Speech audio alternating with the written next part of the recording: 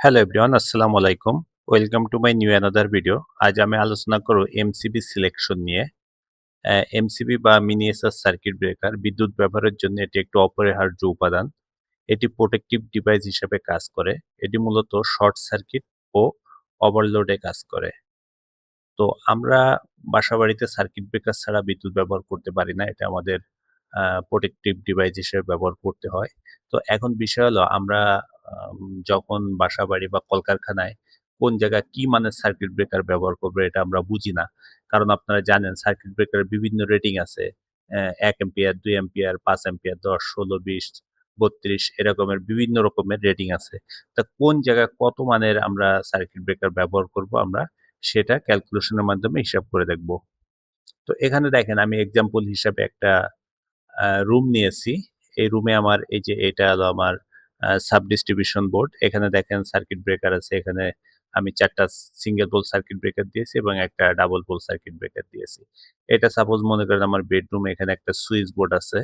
এখানে দেখেন একটা আমি 3 পিন সকেট দিয়েছি। এখানে একটা 3 পিন সকেট আউটলেট দিয়েছি এবং ৩ টা লাইট দিয়েছি দেখেন আর একটা ফ্যান দিয়েছি।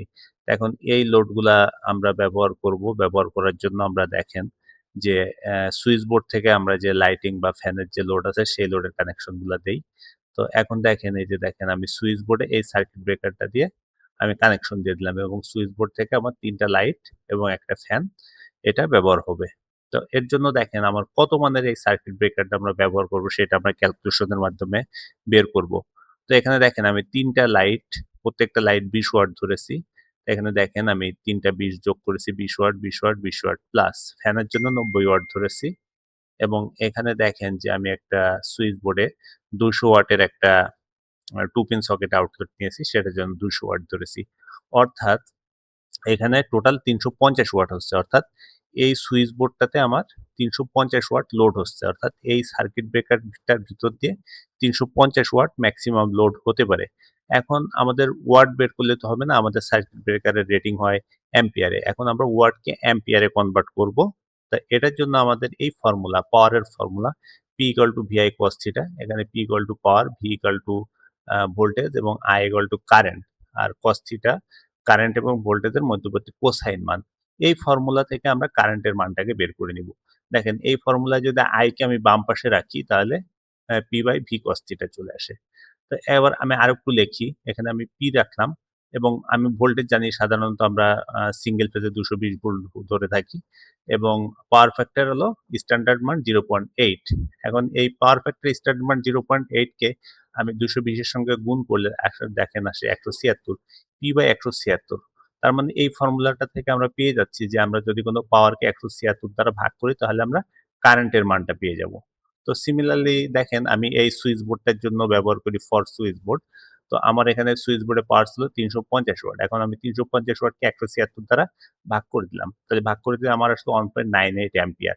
এখন 1.98 অ্যাম্পিয়ারের আমরা তো সার্কিট ব্রেকার পাবো না। সার্কিট ব্রেকারের বিভিন্ন রেটিং থাকে। এর কাছাকাছি দেখা যাচ্ছে ২ অ্যাম্পিয়ার অথবা ৩ অ্যাম্পিয়ারের সার্কিট ব্রেকার আমরা ব্যবহার করব। অর্থাৎ এই সার্কিট ব্রেকারটার মান হবে ২ অ্যাম্পিয়ার অথবা ৩ অ্যাম্পিয়ার। এখন দেখেন ফর ১৫০০ ওয়াট পাওয়ার সকেট। আমরা জানি এই যে একটা পাওয়ার সকেট এখানে আমরা এসি, এখানে আমরা ফ্রিজ বা বাসার যত home appliance, rice cooker, washing machine এগুলো আমরা ব্যবহার করতে পারবো। তো এটার আমি আউটলেট ধরছি ১৫০০ ওয়াট। ১৫০০ ওয়াটের জন্য আমরা এখানে কত অ্যাম্পিয়ারের সার্কিট ব্রেকার ব্যবহার করব সেটা আমরা বের করি। তো দেখেন আমি কানেকশন দিয়ে দিলাম এই সার্কিট ব্রেকারটা থেকে। এখন দেখেন আমি এই ফর্মুলার সাহায্যে যে P/১৭৬ এই যে আমাদের এই ফর্মুলাটা এখানে পাওয়ার হলো ১৫০০ ওয়াট ১৭৬ তে আমি ভাগ করে দিলাম। তো এখানে আমার 8.52 অ্যাম্পিয়ার আসে। তো 8.52 অ্যাম্পিয়ারের জায়গায় আমরা 10 অ্যাম্পিয়ার। এই যে 8.52 এর কাছাকাছি যে অ্যাম্পিয়ারের সার্কিট ব্রেকারটা পাওয়া যায় সেই সার্কিট ব্রেকার 10 অ্যাম্পিয়ারের সার্কিট ব্রেকার আমরা ব্যবহার করব। এখন দেখেন ফর ২২ ওয়াট পার লোড সকেটের ক্ষেত্রে অর্থাৎ এখানে দেখেন ২২ ওয়াট পার লোড এই আমি কানেকশন দিয়ে দিলাম এই সার্কিট ব্রেকারটা থেকে ২২০০ কে এবং ১৭৬ দ্বারা ভাগ করে দিলাম। এখানে এসে ১২.৫ অ্যাম্পিয়ার। তার মানে এর কাছাকাছি যে সার্কিট ব্রেকারটা আছে ১৬ অ্যাম্পিয়ার আমরা ১৬ অ্যাম্পিয়ারের সার্কিট ব্রেকারটা ব্যবহার করব। এরকম আপনাদের বাসাবাড়িতে যত প্রকারের লোড আছে সেই লোডগুলা হিসাব করে আপনারা এখানে সার্কিট ব্রেকার রেটিং এর মান বের করে আপনারা নিজেরাই করে নিতে পারবেন। তো এখন দেখেন এখন আমরা যে এইখানে যে একটা ডিপি সার্কিট ব্রেকার আছে, এই ডিপি সার্কিট ব্রেকারটার রেটিং কত হবে? এই যে দেখেন ডিপি এমসিবি ক্যালকুলেশন। তো এটা ক্যালকুলেশনের জন্য এখানে দেখেন আমরা 1.98 অ্যাম্পিয়ার পেয়েছিলাম সুইচ বোর্ডের জন্য। 1500 ওয়াট সকেটের জন্য পেয়েছিলাম 8.52 এবং 2200 ওয়াটের জন্য পেয়েছিলাম 12.5। তো আমরা করলাম এর কাছাকাছি যে মানটা আমরা আছে সেই সার্কিট ব্রেকারের মানটা নিচ্ছি না। এখানে রেটেড যে মানটা আছে সেই মানটাকে আমরা এখানে যোগ করে নিচ্ছি 1.98, 8.52 এবং 12.5 এই ৩ টা মানকে যোগ করলে আমরা পাই 23 অ্যাম্পিয়ার। এখন 23 অ্যাম্পিয়ারের কাছাকাছি যে সার্কিট ব্রেকারের মানটা আছে 32 অ্যাম্পিয়ার। তা আমরা এখানে ডিপি সার্কিট ব্রেকার হিসেবে 32 অ্যাম্পিয়ারের সার্কিট ব্রেকার ব্যবহার করব। তো ভিউয়ার্স আশা করি আপনারা ভিডিওটা বুঝতে পারছেন এবং এই ক্যালকুলেশনের সাহায্যে আপনারা যে কোনো লোডের ক্ষেত্রে কত মানের সার্কিট ব্রেকার ব্যবহার করবেন সেটা আপনারা ইজিলি ভাবে বের করতে পারবেন। তো আমার ভিডিওটা ভালো লেগে থাকলে আমার চ্যানেলটাকে অবশ্যই সাবস্ক্রাইব করে রাখবেন পরবর্তীতে এরকমের ইনফরমেটিভ বা ক্যালকুলেটিভ ভিডিও পাওয়ার জন্য। তো ভিউয়ার আজ আর নয়, আল্লাহ হাফেজ।